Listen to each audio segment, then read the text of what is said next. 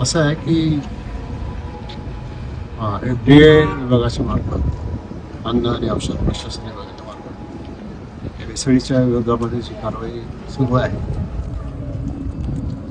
ती जर कोणी चुकीचं वागत असेल तर त्याला आपण काही पाठिंबा द्यायचं काही कारण नाही. कायद्याप्रमाणे जे असेल पुरावे जे असतील त्याप्रमाणे ही कारवाई होत राहील.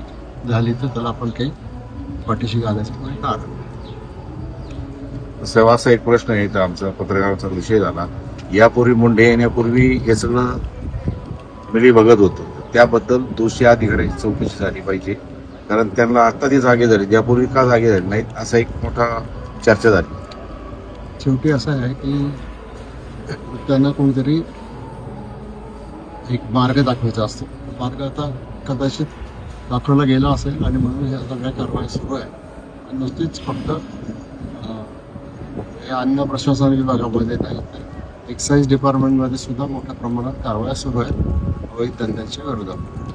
कुठं जनमानसातून कडक कारवाई व्हावी किंवा चौकशी याच्यावर सखोल चौकशी व्हावी अशी मागणी होत आहे. हां, चौकशी होतच राहील. कायद्याप्रमाणे जे आहे ते सगळं सरकार करेल, संबंधित विभाग पण करेल.